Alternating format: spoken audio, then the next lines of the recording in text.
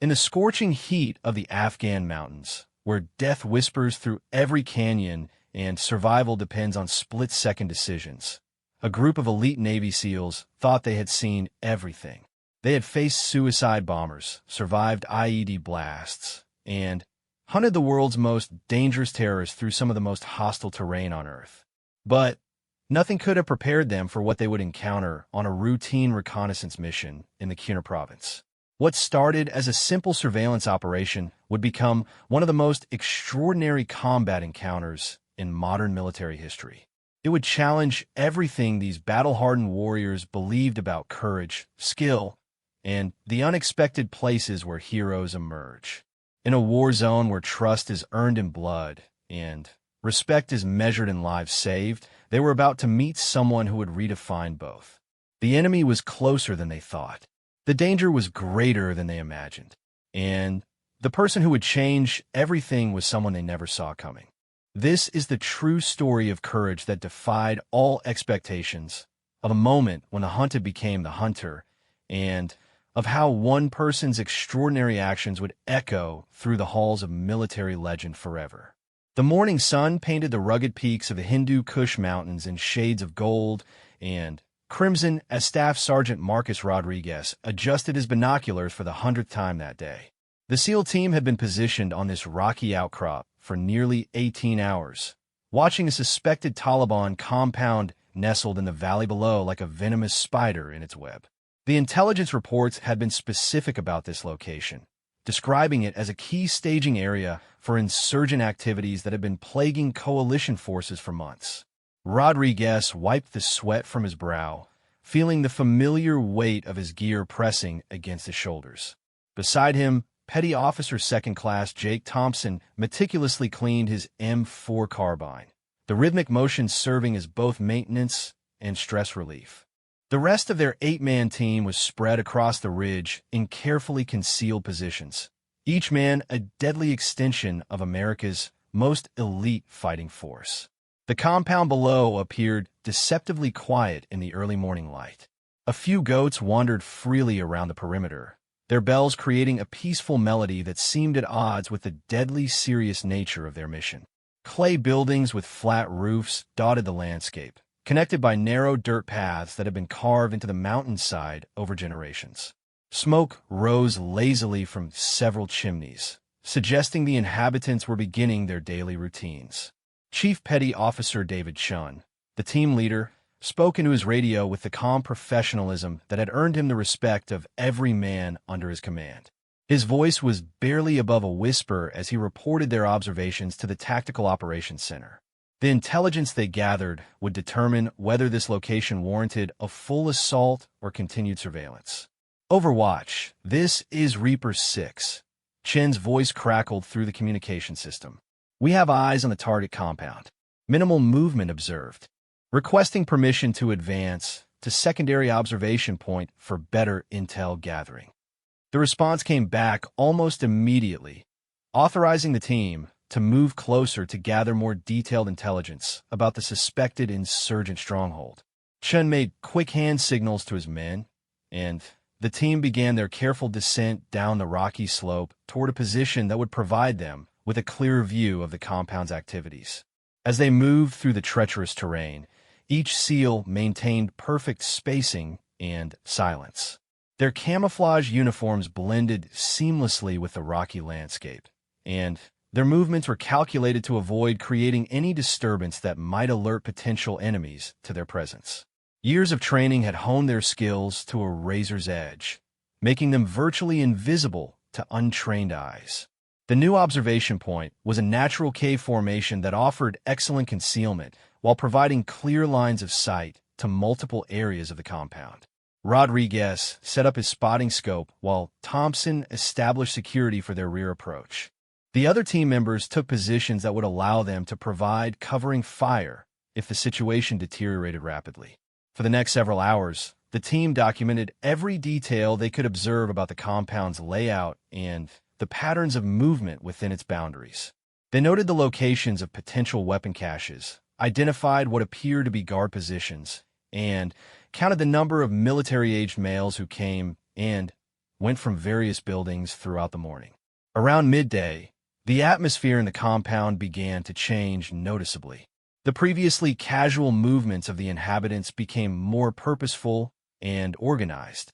Groups of men began gathering in what appeared to be planning sessions, and several individuals were observed handling objects that could potentially be weapons or communication devices. Thompson's sharp eyes caught movement on a rooftop that had previously appeared empty. Through his scope, he could see figures positioning what looked like heavy equipment, though the distance and angle made positive identification difficult. He quietly alerted Chun to his observations, and the team leader immediately began coordinating with the other team members to get multiple angles on the suspicious activity. The tension among the SEAL team increased as more indicators suggested they had stumbled upon something significantly more important than a simple Taliban hideout. The level of organization and the apparent military discipline being displayed by the compound's occupants suggested this might be a high-value target that could yield important intelligence or eliminate key enemy leadership.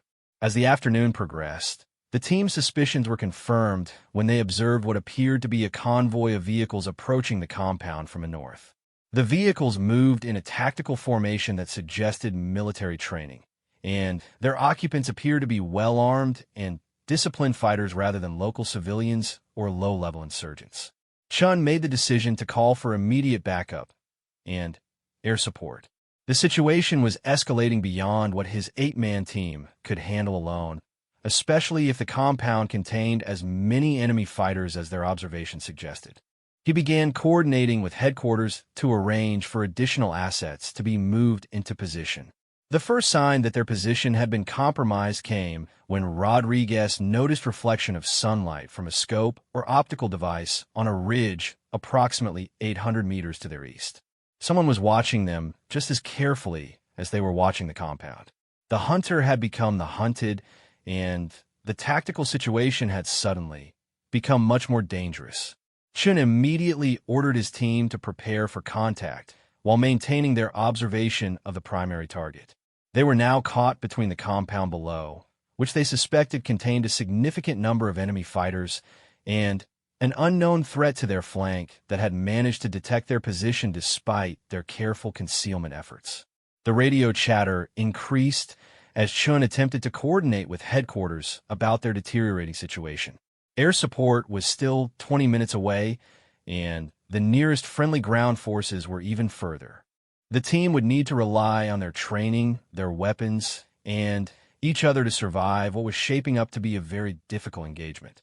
As the afternoon sun began its descent toward the western peaks, casting long shadows across the valley, the SEAL team found themselves in exactly the kind of situation their training had prepared them for, but that every warrior hoped to avoid. They were outnumbered, potentially surrounded, and operating in terrain that offered both excellent defensive positions and deadly kill zones depending on who controlled the high ground. Rodriguez continued to monitor the compound, while Thompson and 2 other team members established a defensive perimeter to guard against the threat they had identified to their east. The remaining team members prepared their heavy weapons and communication equipment for what appeared to be an inevitable firefight that would test every skill they had acquired through years of intensive training. The compound below showed increasing signs of activity as the day progressed. More vehicles arrived, and the number of armed individuals moving through the area continued to grow. Whatever operation the Taliban had planned for this location, it appeared to be reaching a critical phase that coincided perfectly with the SEAL team's surveillance mission. Chun studied the tactical situation through his scope, weighing their options as a leader who understood that every decision could mean the difference between his team's survival and a catastrophic outcome. The mountain warfare environment presented unique challenges that required split-second timing and perfect coordination among team members who trusted each other with their lives. The stage was set for a confrontation that would push these elite warriors to their limits and beyond. In the gathering shadows of the Afghan mountains, 8 Navy SEALs prepared to face odds that would have seemed impossible to overcome. They had no way of knowing that their salvation would come from a source none of them could have imagined, in a form that would challenge everything they thought they knew about courage and combat effectiveness. The enemy was moving, time was running out, and the next few hours would determine whether this mission would be recorded as a successful intelligence gathering operation or remembered as a tragic loss of some of America's finest warriors.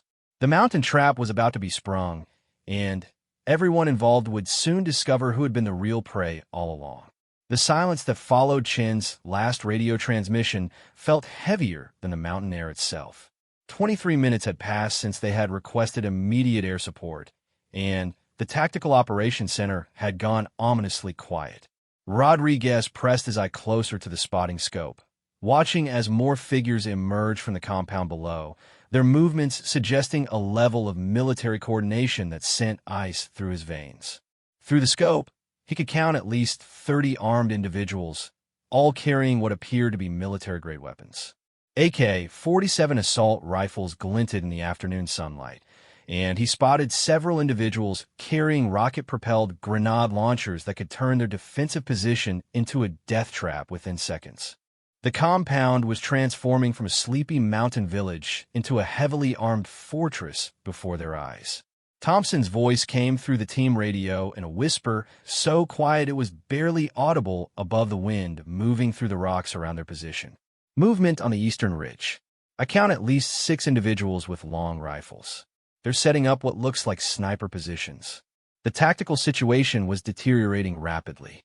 Chun understood that his team was now caught between 2 significant enemy forces in terrain that offered limited escape routes.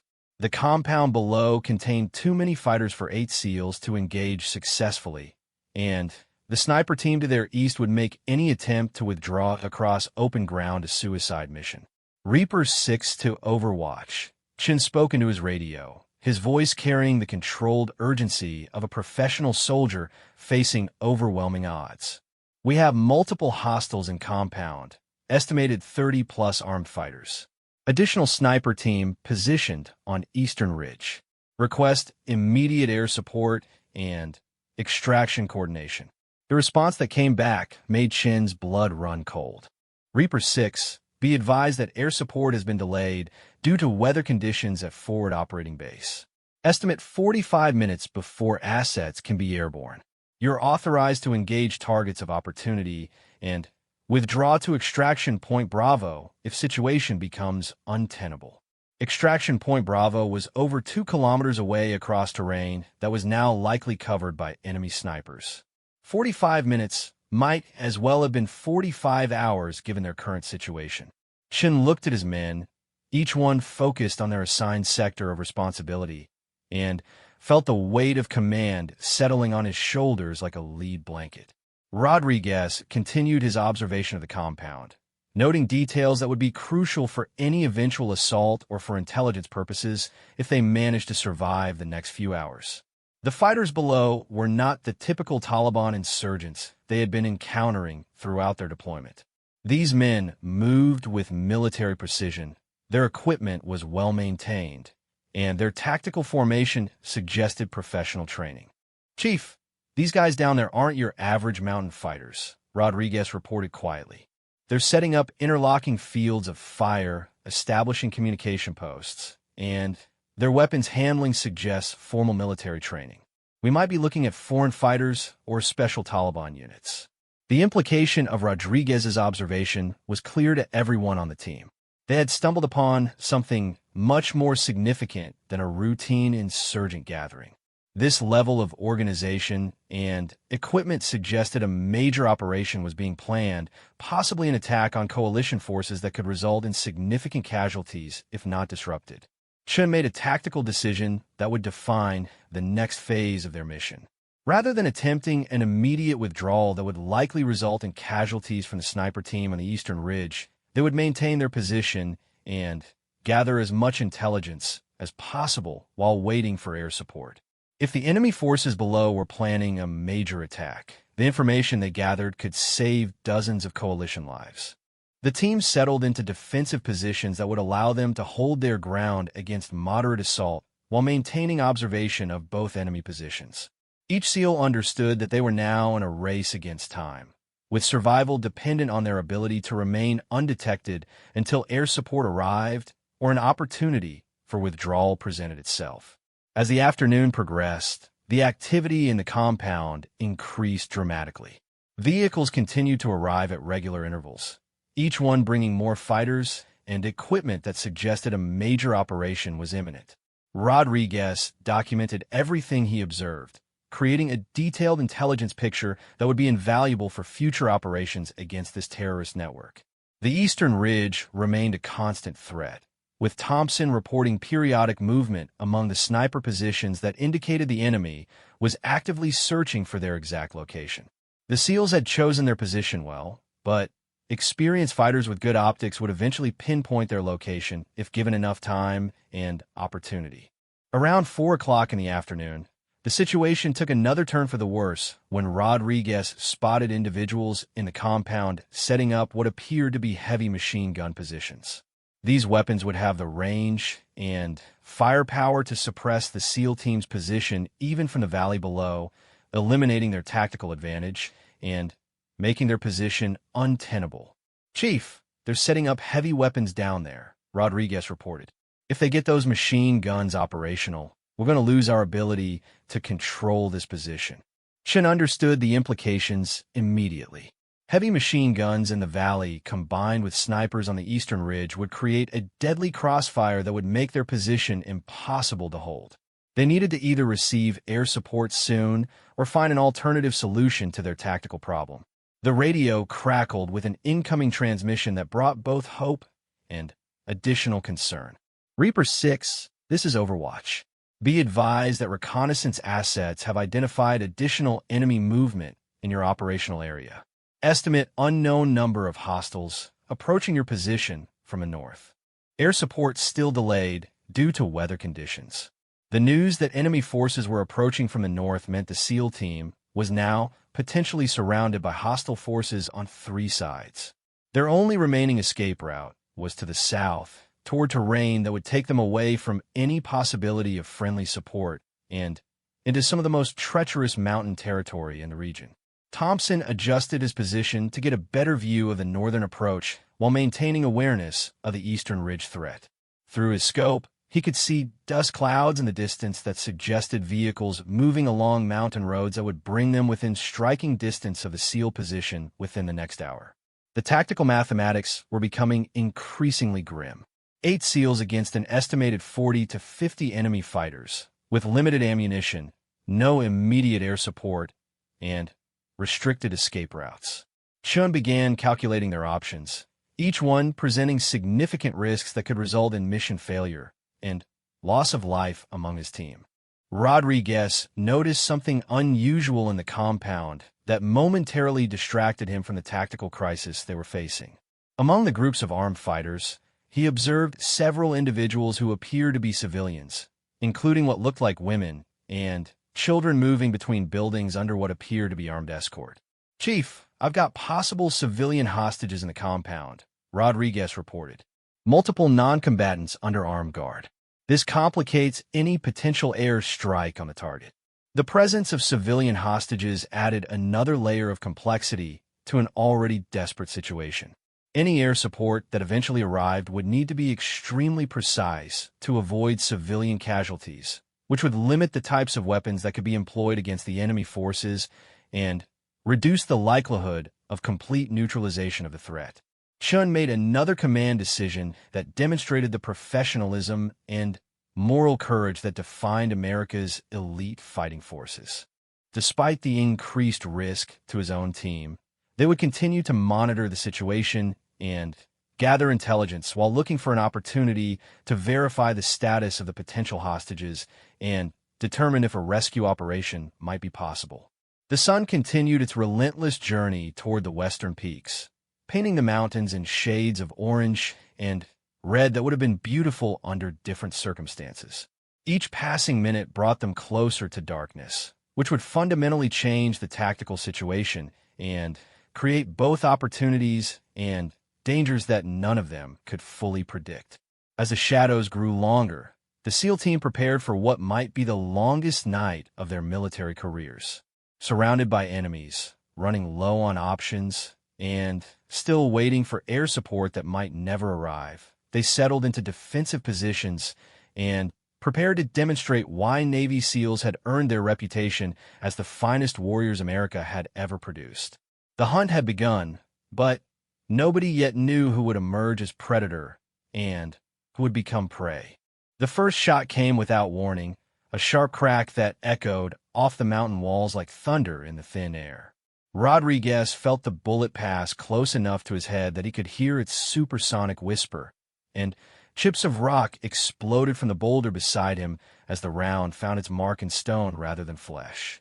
The sniper team on the eastern ridge had finally pinpointed their position. "Contact east. Sniper fire." Thompson's voice cut through the team radio as he immediately began returning fire toward the muzzle flash he had spotted among the rocks. His M4 carbine barked out controlled bursts, each shot carefully aimed to suppress the enemy position while conserving ammunition that might be desperately needed in the hours ahead. Chun dropped behind cover and began coordinating his team's response to the enemy contact while simultaneously trying to maintain observation of the compound below. The tactical situation had just escalated from surveillance to active combat, and every decision made in the next few minutes could determine whether his team would survive to see another dawn. Rodriguez rolled away from his exposed position and found cover behind a larger boulder that would provide protection from the eastern ridge while still allowing him to maintain some observation of the valley below. Through his scope, he could see that the gunfire had triggered immediate activity in the compound, with armed fighters running between buildings and taking up defensive positions. The sniper fire from the eastern ridge continued sporadically, with each shot demonstrating that the enemy marksmen were skilled professionals who understood the principles of precision rifle engagement. They were not spraying bullets randomly, but taking carefully aimed shots designed to either eliminate the SEAL team or force them to abandon their advantageous position.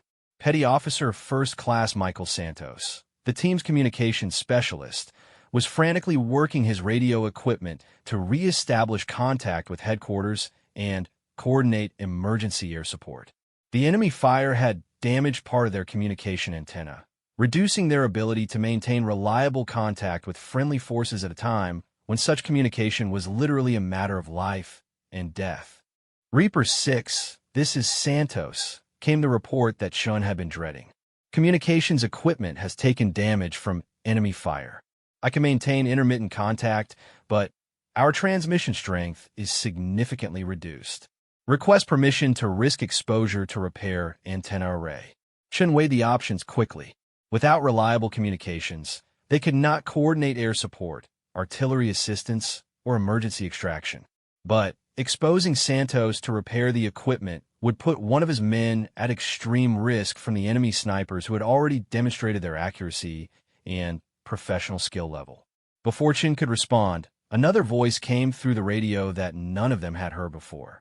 It was a woman's voice, speaking in accented but clear English, and her transmission was coming from somewhere very close to their position. "American soldiers, do not expose your communications, man. I can see the sniper positions from my location, and they have you targeted. Stay down and listen carefully." The entire SEAL team froze at the unexpected transmission.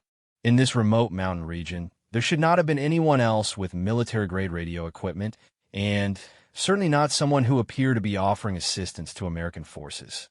Chun immediately suspected a trap or psychological warfare tactic designed to confuse them and make them vulnerable to attack. "Unknown station. Identify yourself immediately." Chun transmitted back, his voice carrying the authority of a military leader who was not easily deceived by enemy tactics. The response came back immediately, and the information it contained made every member of the SEAL team question everything they thought they knew about their current situation. "My name is Aisha Karim. I am a sniper with the Afghan National Army Special Operations Forces. I have been tracking this terrorist cell for 3 days, and I am currently positioned approximately 200 meters south of your location. The enemy has you surrounded, but they do not know I am here." Chun looked at his men, each one expressing the same confusion and skepticism that he was feeling. Afghan National Army Special Operations Forces did exist, and they occasionally operated independently in remote regions. But the odds of encountering a friendly sniper in exactly the location they needed assistance seemed too convenient to be believable. "Prove you are who you claim to be," Chun transmitted, while simultaneously hand-signaling his team to maintain full defensive alertness. If this was an enemy deception, it could be the prelude to a coordinated attack designed to catch them off guard. The response that came back contained information that only someone with legitimate military intelligence access could have known. "Your unit is Reaper 6, 8-man SEAL reconnaissance team, led by Chief Petty Officer David Chun. You have been conducting surveillance on suspected Taliban compound for approximately 24 hours. You requested air support 37 minutes ago and were advised of weather delays. You have identified 30-plus hostiles in compound and sniper team on Eastern Ridge." The accuracy of the information was undeniable, but it raised as many questions as it answered. Chun made a command decision to continue the conversation while maintaining full defensive readiness. "Aisha, if you're a legitimate friendly forces, what is your current tactical assessment of our situation?" Her response demonstrated a level of tactical sophistication that impressed even these elite American warriors. "You are surrounded by approximately 50 enemy fighters. 6 snipers on Eastern Ridge with ranges from 400 to 800 meters. Heavy weapons team in compound has established 3 machine gun positions with overlapping fields of fire. Northern approach has 12 fighters moving to cut off your primary escape route. Your position is defensible for limited time, but you will need support to avoid being overrun." Rodriguez had been continuing his observation of the compound throughout this exchange, and he could verify that her assessment of the enemy positions was remarkably accurate. Either this woman had exceptional intelligence gathering capabilities, or she was part of an elaborate deception that was beyond anything they had encountered in their military careers. "Aisha, can you provide supporting fire against the Eastern Ridge snipers?" Chun asked, making a calculated decision to test whether this mysterious ally could actually deliver effective assistance. "Affirmative. I have clear shots on 3 of the 6 sniper positions. When I engage, you should move your communications specialist to repair your antenna. I will provide covering fire for 90 seconds, which should be sufficient time for the repair." Chun looked at Santos, who nodded his readiness to make the dangerous repair attempt. The chief made quick hand signals to coordinate the rest of his team to provide additional covering fire, and be prepared to treat casualties if the plan went wrong. "Aisha, we are ready for your supporting fire. Execute when ready." What happened next will be talked about in military circles for years to come.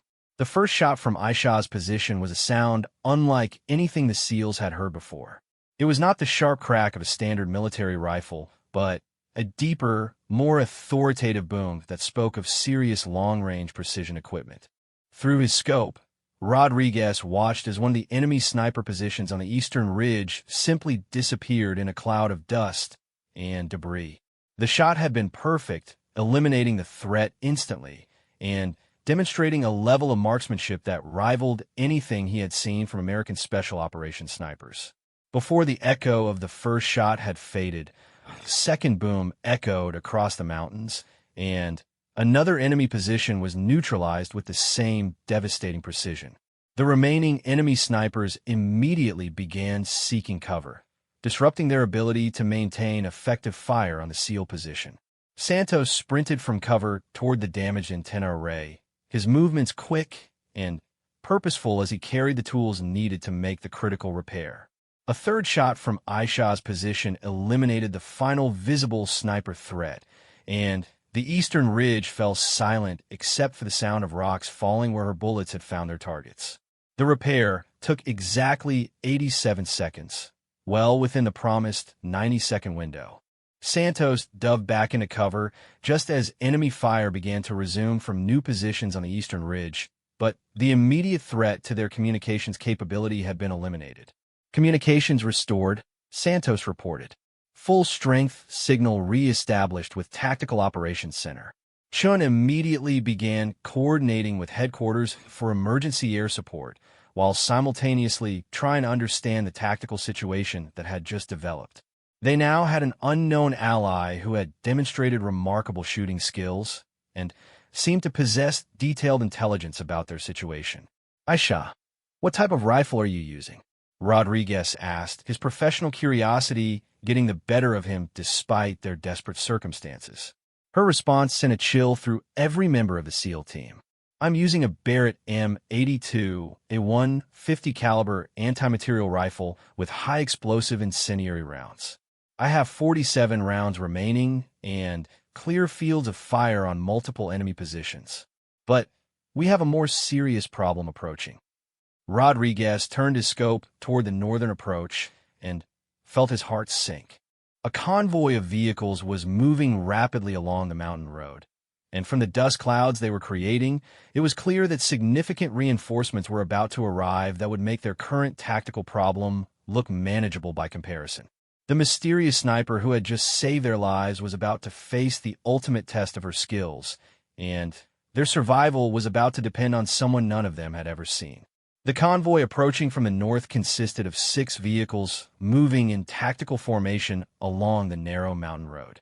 Rodriguez counted the dust signatures through his spotting scope and felt his stomach drop as he realized the true magnitude of the enemy force they were about to face. Each vehicle appeared to be carrying a full complement of fighters, which meant at least 40 additional enemy combatants would soon be joining the forces already surrounding their position. Reaper 6, this is Overwatch, came the transmission that Chun had been desperately waiting for. Air support is launching now, but estimate 22 minutes before assets arrive on station. Weather has cleared at forward operating base, and you have priority for close air support. 22 minutes felt like 22 hours given their current tactical situation. Chun made quick calculations based on the approaching convoy's speed and realized that the enemy reinforcements would arrive at least 15 minutes before any air support could engage them. His 8-man team would need to hold their position against overwhelming odds with only the mysterious sniper named Aisha providing fire support. Aisha, do you have visibility on the approaching convoy? Chun transmitted, hoping that their unexpected ally could provide accurate intelligence about the incoming threat. Her response was immediate and professionally delivered. Affirmative, Reaper 6. 6 vehicles, estimate 8 fighters per vehicle, heavily armed with automatic weapons and rocket-propelled grenades. Lead vehicle appears to be carrying crew-served heavy machine gun. Distance from your position approximately 1,200 meters and closing. Rodriguez continued his observation of the compound below, while Thompson and 2 other SEALs established firing positions to engage the convoy when it came within effective range of their weapons. The tactical situation required them to balance multiple threats simultaneously while conserving ammunition for what promised to be an extended firefight. Through his scope, Rodriguez could see that the fighters in the compound had organized themselves into assault teams that were preparing to advance up the mountainside toward the SEAL position. The arrival of the convoy would provide them with a numerical superiority and heavy weapon support needed to overrun the American position through sheer firepower and determination. Aisha, can you engage the convoy at current range? Chin asked, knowing that her Barrett .50 caliber rifle would be effective against vehicles at distances where their own weapons would be useless. Negative on vehicle engagement at this time, came a reply. I am tracking multiple targets, but need them to close distance for guaranteed kills on personnel. However, I can engage the heavy machine gun position in the compound that is preparing to provide supporting fire for their assault. The boom of her rifle echoed across the mountains before Chun could respond to her transmission. Through his scope, Rodriguez watched as the heavy machine gun position in the compound erupted in a shower of sparks and debris. The high-explosive incendiary round had not only eliminated the weapon, but had also taken out the 3-man crew that had been setting it up. The psychological effect of losing their heavy weapon was immediately visible among the fighters in the compound. The confident preparation for assault suddenly became hesitant repositioning as they realized they were facing a precision marksman capable of engaging targets at extreme range with devastating effectiveness. Target neutralized. Aisha reported with professional calm. I am repositioning to engage convoy when they reach optimal firing position. Estimate 3 minutes before engagement opportunity. Chun used those 3 minutes to coordinate his team's defensive preparation while maintaining communication with the Tactical Operations Center about the deteriorating situation. Each SEAL understood that they were about to face the fight of their lives, and their survival would depend on perfect teamwork and the support of a sniper they had never met. The convoy reached the optimal engagement range, just as Aisha had predicted. Her first shot struck the lead vehicle's engine block, and the high-explosive incendiary round turned the motor into a fountain of metal fragments and burning fuel. The vehicle immediately ground to a halt, blocking the narrow road and forcing the following vehicles to stop or attempt dangerous off-road maneuvering. Before the occupants of the disabled vehicle could fully react to their situation, her second shot punched through the passenger compartment with devastating results. The .50 caliber round was designed to penetrate light armor and concrete barriers, so the thin metal of the vehicle provided no meaningful protection for its occupants. The convoy immediately dispersed, with fighters abandoning their vehicles and seeking cover among the rocks and sparse vegetation that dotted the mountainside. But Aisha had achieved her primary tactical objective by stopping their advance and forcing them into defensive positions that would delay their assault on the SEAL team's position. Convoy stopped and dispersed, she reported. Enemy fighters are taking cover, but I maintain observation on multiple targets. Be advised that fighting positions in compound are being reinforced, and they appear to be coordinating for simultaneous assault from multiple directions. Rodriguez could confirm her assessment through his own observation of the compound. The fighters below were no longer acting like an undisciplined insurgent force, but were moving with the tactical coordination of professional soldiers preparing for a complex assault operation. Someone among them clearly had significant military training and experience. The radio crackled with another transmission from headquarters that brought both good news and additional pressure. Reaper 6, be advised that intelligence assessment of your target has been upgraded to high-value target. Compound is confirmed to be harboring senior Taliban leadership and foreign fighter trainers. Mission priority has changed from surveillance to neutralization, if possible. The implications of the new mission parameters were clear to Chun. If they could hold their position until air support arrived, they might be able to eliminate some of the most dangerous terrorist leaders operating in the region. But those same leaders would be willing to sacrifice dozens of fighters to prevent their own capture or elimination.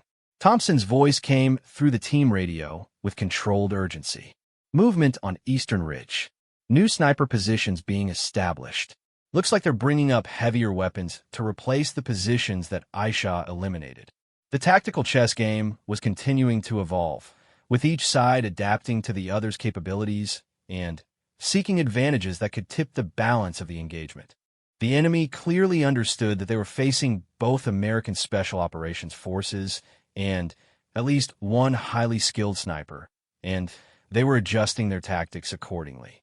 Aisha, can you identify the heavy weapons being moved into position on the Eastern Ridge? Chun requested, needing to understand the full scope of the threat they were facing. Her response came after a brief pause that suggested she was carefully studying the enemy positions through her scope. I observe what appears to be a Soviet-era DSHK heavy machine gun being positioned approximately 600 meters from your location. This weapon will have the range and penetration to suppress your position effectively. The DSHK was a fearsome weapon, capable of firing armor-piercing rounds that could penetrate the rock cover that was currently protecting the SEAL team. If the enemy succeeded in getting that weapon into action, it would force the Americans to abandon their defensive position and attempt escape across terrain that was likely covered by multiple sniper teams. Chun made a tactical decision that demonstrated both his confidence in his team and his growing trust in their mysterious ally. Rather than attempting an immediate withdrawal that would likely result in casualties, they would coordinate with Aisha to eliminate the heavy weapons threat and continue holding their position until air support could arrive. Aisha, Can you engage the DSHK position? He transmitted. Affirmative. I have a clear shot, but will need to expose my position to take it. Once I fire, they will have my general location and will attempt to suppress me with indirect fire. I can make the shot, but may not be able to provide immediate follow-up support. The decision to take the shot would put their only effective fire support at risk, but allowing the heavy machine gun to become operational would doom them all. Chen looked at his men, each one ready to fight to the last round, and made the command decision that their mysterious guardian angel would have to take the risk. Take the shot, Aisha. We'll provide what covering fire we can. The boom of the Barrett rifle seemed to shake the entire mountain. Through his scope, Rodriguez watched as the heavy machine gun position simply ceased to exist, replaced by a cloud of smoke and debris that spoke to the devastating power of a 50 caliber high explosive round. But almost immediately, mortar rounds began falling around the general area where the shot had originated, as the enemy attempted to eliminate their tormentor. Target destroyed, came Aisha's calm report.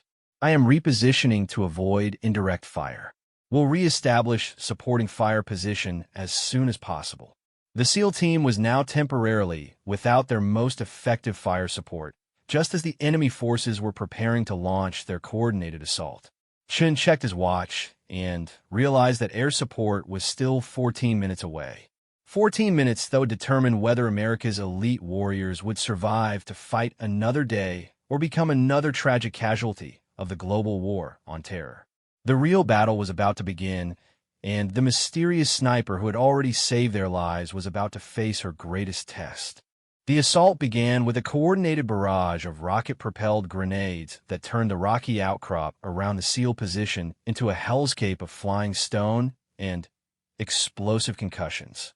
Chun pressed himself against the boulder that had become his shelter and felt the mountain itself shudder under the impact of multiple warheads detonating simultaneously across their defensive perimeter. RPG barrage. Stay down. Thompson shouted over the thunderous explosions, though his warning was barely audible above the chaos of the enemy attack.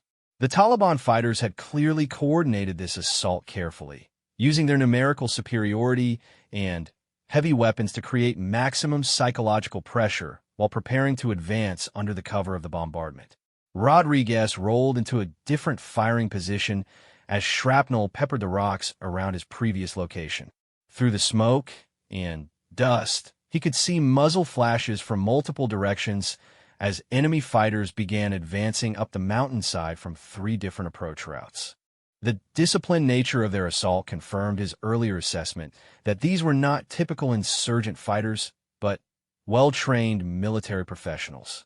Santos worked frantically to maintain radio contact with headquarters while simultaneously providing rifle fire against the advancing enemy forces. The communication antenna had been damaged again by the RPG barrage, reducing their ability to coordinate with air support at the most critical moment of the engagement. Reaper 6, this is Overwatch, came a transmission that was barely audible through the static and interference. Air support is 8 minutes out. Apache helicopters armed with Hellfire missiles and 30mm cannons. Can you mark targets for engagement? Chun tried to respond, but realized that their laser target designator had been damaged in the bombardment. Without the ability to mark specific targets, the incoming air support would have difficulty distinguishing between enemy fighters and the SEAL team in the chaos of close combat that was developing across the mountainside. The first enemy fighters reached the base of the rocky outcrop and began the dangerous ascent toward the SEAL position. These were the most determined and skilled among the terrorist force, willing to risk everything in close combat against America's elite warriors. Each step they climbed brought them closer to turning the tactical situation into a desperate hand-to-hand battle for survival. Thompson engaged the lead climbers with precise rifle fire, each shot carefully aimed to conserve ammunition while stopping the enemy advance. His M4 carbine barked out controlled bursts that echoed off the mountain walls, and several enemy fighters tumbled back down the rocky slope. But for every fighter that fell, 2 more seemed to take his place in the relentless assault. Petty Officer Second Class Kevin Martinez found himself facing 3 enemy fighters who had managed to reach a position less than 30 meters from his defensive position. His rifle jammed at the worst possible moment, forcing him to transition to his sidearm while seeking better cover among the scattered boulders that dotted their perimeter. Weapon malfunction, Martinez called out, alerting his teammates to his vulnerable situation while working desperately to clear the jam that could cost him his life. The enemy fighters immediately pressed their advantage, advancing rapidly while firing short bursts designed to keep him pinned down until they could close to point-blank range. That was when Aisha's voice cut through the radio chatter with an urgency that none of them had heard before. I have visual on 3 fighters closing on your southern position. I am taking long-range shots, but they may not be immediately effective. Your man needs to move now. The boom of her Barrett rifle echoed across the battlefield, and one of the 3 fighters simply disappeared in a red mist that spoke to the devastating terminal ballistics of a .50 caliber bullet. But the remaining 2 fighters continued their advance, using the natural cover of the rocky terrain to make themselves difficult targets for long-range precision fire. Martinez finally cleared his weapon jam and immediately began returning fire against the advancing enemy fighters.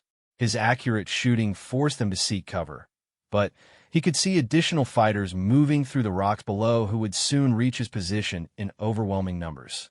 Chen made a command decision that would have seemed impossible under normal circumstances.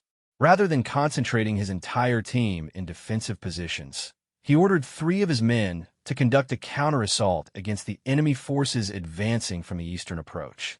The bold tactical maneuver would either disrupt the enemy attack or result in catastrophic casualties among his team. Martinez, Thompson, Santos prepare for counter-assault on eastern approach. We're going to break their advance before they can coordinate with the forces climbing from the south. The 3 SEALs moved out of their defensive positions and began a coordinated advance toward the enemy fighters who had been advancing up the eastern slope.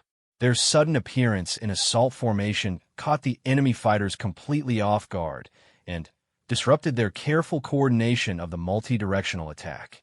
Thompson's rifle fire was devastatingly effective at close range, and his years of training in close-quarters battle allowed him to engage multiple targets in rapid succession. Santos provided covering fire while advancing in tactical bounds that kept the pressure on the enemy fighters who had expected to face a defensive force rather than an aggressive counterattack. Martinez found himself in a desperate firefight with 2 enemy fighters who had taken cover behind a large boulder less than 20 meters away.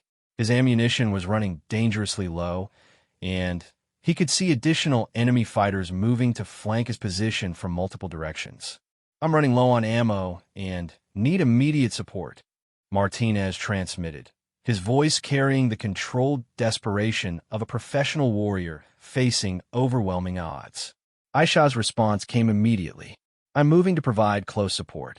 Maintain your position for 30 seconds. What happened next would become the stuff of military legend. Instead of providing long-range sniper support from a concealed position, Aisha emerged from her hiding place, carrying the massive Barrett rifle, and began advancing toward the SEAL position while engaging enemy targets with devastating precision. Rodriguez caught his first glimpse of their mysterious ally through his spotting scope and felt his jaw drop in amazement. The figure moving across the mountainside with lethal grace was a young Afghan woman, probably in her mid-20s, carrying the .50 caliber anti-material rifle as if it weighed no more than a standard infantry weapon. She moved with the fluid confidence of someone who had spent years perfecting the deadly art of mountain warfare. Her camouflage uniform was perfectly suited to the terrain, and her tactical gear spoke of professional military training and extensive combat experience. But what truly impressed Rodriguez was the way she handled the massive Barrett rifle, firing accurate shots while moving across terrain that would challenge an experienced mountaineer. Her first shot, while advancing, eliminated an enemy fighter who had been flanking Martinez's position.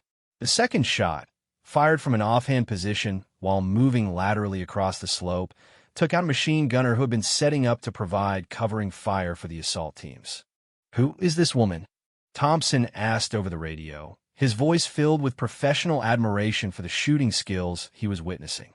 Chen found himself equally amazed by their allies' capabilities, but his focus remained on coordinating his team's survival and mission completion. Air support was now less than 4 minutes away, and they needed to maintain their defensive integrity until the Apache helicopters could engage the remaining enemy forces. Aisha reached Martinez's position and immediately began providing the close support he desperately needed. Her Barrett rifle boomed repeatedly as she engaged enemy fighters at ranges where the massive weapon was devastating beyond description. Each shot eliminated not just individual fighters, but often multiple enemies who had been positioned too close together. Martinez reload and prepare to advance. She commanded with the authority of someone accustomed to combat leadership. We're going to break their assault line before air support arrives. The combination of Aisha's devastating firepower and the SEAL team's tactical excellence began to turn the tide of the battle. Enemy fighters who had been advancing with confidence suddenly found themselves under accurate fire from multiple directions, disrupting their coordination and forcing them into defensive positions. Rodriguez watched through his scope as Aisha and Martinez advanced together, their tactical movement perfectly synchronized despite never having trained together. Her ability to provide both heavy fire support and tactical leadership was unlike anything he had ever witnessed in his military career. The sound of approaching helicopters finally reached them over the noise of the firefight. The distinctive rotor signature of Apache attack helicopters was the most beautiful sound any of them had ever heard, representing the overwhelming firepower that would end this engagement decisively. Reaper 6, this is Saber Flight. We have visual on your position and multiple enemy contacts. Request immediate target identification for Hellfire engagement. Shen looked across the battlefield where Aisha was providing target information by systematically engaging enemy positions with tracer rounds from her Barrett rifle. Each shot not only eliminated threats, but also marked targets for the incoming air support with deadly precision. Saber Flight. Friendly forces are marked by sustained 50 caliber fire with tracers. Engage all other positions with extreme prejudice. The Hellfire missiles began impacting enemy positions with devastating effectiveness, each explosion eliminating entire fighting positions and scattering the survivors who attempted to flee across the open mountainside. The 30mm cannons on the Apache helicopters swept across the battlefield like the hand of judgment, ending the threat that had nearly overwhelmed 8 of America's finest warriors. As the dust settled and the last echoes of gunfire faded across the mountain peaks, Chen found himself face to face with the woman who had saved their lives. Aisha stood before them, her Barrett rifle still smoking from the extended engagement, her uniform torn and dirty from the battle, but her eyes clear and alert. "Chief Petty Officer Chun," she said with a slight smile, "I believe your mission was surveillance, not assault. You may need to revise your after-action report." Rodriguez realized that everything they thought they knew about courage, skill, and heroism had been challenged by a young Afghan woman who had emerged from nowhere to save their lives. In a war zone where trust was earned in blood and respect was measured in lives saved, she had redefined both. The compound below was now silent, the terrorist leadership eliminated, and dozens of enemy fighters neutralized. The mission that had begun as routine surveillance had become one of the most successful counterterrorism operations in recent memory, all because of a mysterious sniper who had appeared when hope seemed lost. As they prepared for extraction and medical evacuation, Chen realized that Aisha Karim had done more than save their lives. She had demonstrated that heroism knows no boundaries of nationality, gender, or circumstance. In the mountains of Afghanistan, where death whispered through every canyon, she had shown that sometimes salvation comes from the most unexpected places and in forms that challenge everything we think we know about courage. The war would continue, the mountains would remain dangerous, and other warriors would face similar odds in battles yet to be fought. But the story of 8 Navy SEALs and One extraordinary Afghan sniper would echo through military history as a reminder that heroes emerge when they are needed most, often from places no one expects to find them. When the extraction helicopters arrived and lifted them away from the battlefield, Rodriguez took one last look at the mountain peaks that had nearly become their tomb. Somewhere in those rocks, Aisha had first spotted their position and made the decision to risk everything to help strangers fighting the same enemy. Her courage had not only saved their lives, but had also renewed their faith in the possibility that good could triumph over evil when ordinary people chose to do extraordinary things. The Barrett rifle had spoken, and its voice would be remembered forever.